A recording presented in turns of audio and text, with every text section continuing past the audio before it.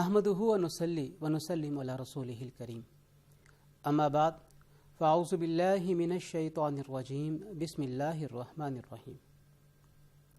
ناظرین کرام، پروگرام ادب انسانیت میں حاضر خدمت ہیں۔ اللہ وحدہ لا شریک انسان کا خالق ہے، رازق بھی ہے، اسی کے آگے جھکتے ہیں، اسی سے مانگتے ہیں۔ اس کے پیارے حبیب صلی اللہ علیہ وآلہ وسلم کے طفیل اپنی دعاؤں کو اللہ کی بارگاہ میں پیش کیا جاتا ہے۔ انسان مختلف اخلاق کا حامل ہے، یہ اخلاق اچھے بھی ہیں اور برے بھی ہیں۔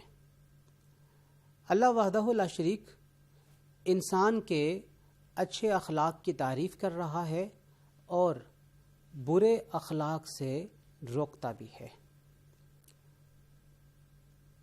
عموماً برے اخلاق ایسے ہیں جن سے انسانوں کو نقصان پہنچتا ہے، لیکن ان برے اخلاق میں سے ایک عادت ایسی ہے جسے اللہ تبارک و تعالی انتہائی ناپسند فرماتا ہے، اور یہ عادت جسے ہم تکبر اور غرور کی عادت کہتے ہیں، اللہ وحدہ لا شریک اس بندے کی طرف نظر بھی اٹھا کے نہیں دیکھتا جس کے دل میں تکبر موجود ہوتا ہے۔ تکبر ہے کیا؟ بڑائی صرف اللہ تعالیٰ کے لیے روا ہے۔ انسان اپنے مال و دولت، اپنی جسمانی طاقت، اپنے عہدے، معاشرے میں اپنے مقام کی بنیاد پہ اپنے آپ کو دوسروں پر فوقیت دینا شروع ہو جائے، دوسروں کو حقیر سمجھنا شروع ہو جائے اور حقارت کی بنیاد پہ دیکھتے ہوئے ان پر ظلم و ستم روا رکھے، تو اس کا معنی یہ ہے کہ وہ اللہ وحدہ لا شریک کی خدائی میں انٹرفیئر کر رہا ہے، وہ اللہ وحدہ لا شریک کے ساتھ مقابلہ کر رہا ہے، کیونکہ بڑائی تو صرف اللہ تعالیٰ کی ذات کے لیے ہے۔ ہم اذان میں جب اللہ اکبر کہتے ہیں، اس کا معنی کیا ہے؟ اے اللہ تو سب سے بڑا ہے، تیرا کوئی شریک نہیں، تیرا کوئی ہمسر نہیں۔ اور تکبر کرنے والا اس بات کو بیان کر رہا ہوتا ہے کہ میں اللہ کے ساتھ اس کی بڑائی میں شریک ہونے جا رہا ہوں۔ اسی لیے اللہ وحدہ لا شریک قرآن کریم میں جا بجا تکبر کو ختم کرنے کے لیے آیات مبارکہ کا نزول فرما رہا ہے۔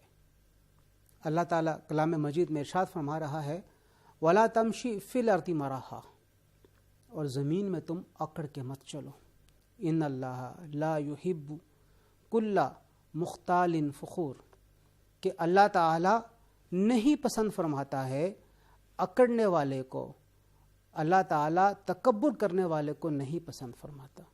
قرآن کریم میں اللہ وحدہ لا شریک انہی معنی کو، اسی مفہوم کو ایک اور انداز سے یوں بھی فرما رہا ہے، ان اللہ لا یحب من کان مختالا فخورا، کہ اللہ تعالیٰ نہیں پسند فرماتا ہے اس شخص کو جو بڑائی کرنے والا ہے، جو تکبر کرنے والا ہے، جو اپنے آپ کو دوسروں پر خود پسندی کی بنیاد پہ فوقیت دینے والا ہے۔ اللہ وحدہ لا شریک کلام مجید میں ایک اور مقام پر یوں ارشاد فرما رہا ہے، وَلَا تَمْشِ فِي الْأَرْضِ مَرَحًا إِنَّكَ لَن تُخْرِقُ الْأَرْضَ وَلَن تَبْلُغُ الْجِبَالَ طُولًا، کہ تم زمین پہ اکڑ کے مت چلو، نہ تو تم زمین کو پھاڑ سکتے ہو، نہ تم پہاڑوں کی بلندی کے اوپر جا سکتے ہو۔ یعنی اللہ وحدہ لا شریک جو انسان کی شرست اور انسان کے جذبات کو بہت بہتر انداز میں سمجھنے والا ہے، وہ بار بار توجہ دلا رہا ہے کہ خبردار، تم نے مقام، دولت، عہدہ، علم کے آنے پر تکبر کا راستہ اختیار نہیں کرنا. اگر تم نے یہ راستہ اختیار کیا تو تم حق کے راستے سے بھٹک جاؤ گے. کلام مجید میں ارحم الراحمین نے ارشاد فرمایا ان اکرمکم عند اللہ اتقاکم. تم میں سے اللہ تعالیٰ کے نزدیک زیادہ عزت والا وہ شخص ہے جو تم میں سے زیادہ پرہیزگار ہے. اللہ تعالیٰ اپنے بندوں میں سے پرہیزگار کو پسند فرماتا ہے. اسی لیے یہ حکم ارشاد ہوا کہ کسی کالے کو گورے پر اور کسی گورے کو کالے پر، کسی عربی کو اجمی پر اور کسی اجمی کو عربی پر کوئی فوقیت نہیں ہے. اللہ تعالیٰ کے ہاں فوقیت کا معیار کیا ہے؟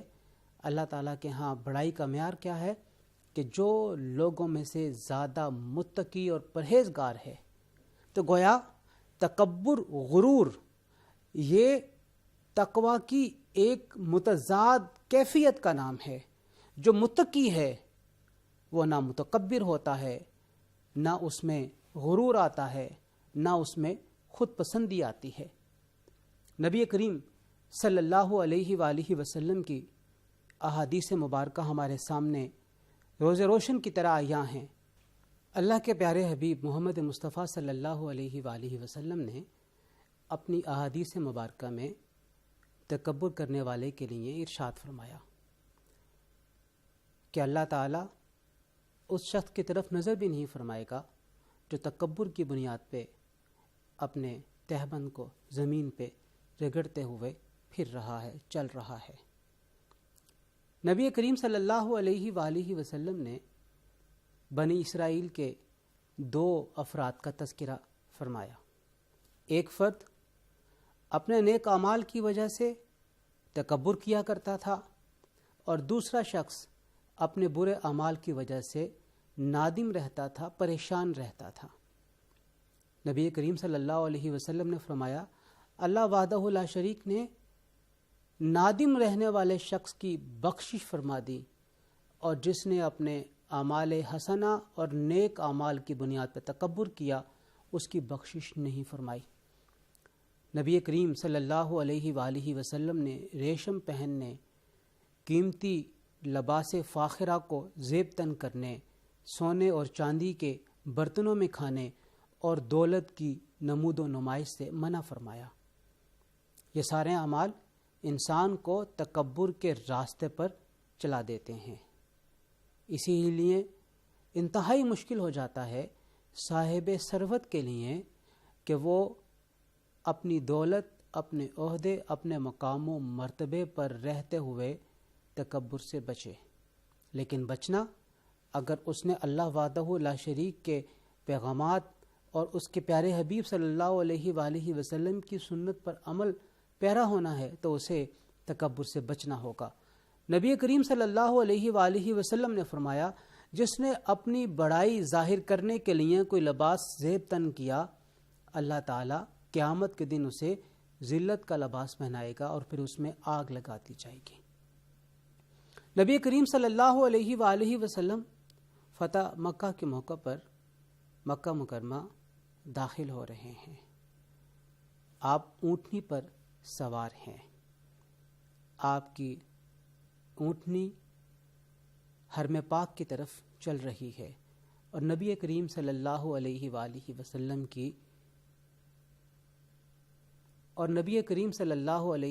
وسلم کی گردن جھکی ہوئی ہے، یہاں تک کہ وہ پلان سے جا مل رہی تھی. نبی کریم صلی اللہ علیہ وآلہ وسلم کو اللہ وحدہ لا شریک نے اس مقام پر فائز کیا جن مشرکین مکہ نے آپ کو مکہ سے ہجرت کرنے پر مجبور کیا. آج فتح مکہ پر جب آپ داخل ہو رہے ہیں مکہ مکرمہ میں تو آپ کی ذات میں ہمیں تکبر نظر نہیں آ رہا، آپ کی ذات میں ہمیں کوئی فخر نظر نہیں آ رہا. آپ منکسر المزاجی کا ایک ایسا سمبل بنے ہوئے ہیں، ایک ایسا نشان بنے ہوئے ہیں جو مسلمانوں کے لیے راہ ہدایت ہے. ناظرین کرام، اگر ہمارے پاس کوئی عہدہ، کوئی مقام و مرتبہ ہے مال و دولت کی کثرت ہے تو اس کا فائدہ لوگوں کو ہونا چاہیے، نہ کہ اس کی بنا پر اپنی ذات میں ہم تکبر کر بیٹھیں اور اپنے تمام اعمال کو ہم ضائع کر دیں۔ وما علینا الا البلاغ المبین۔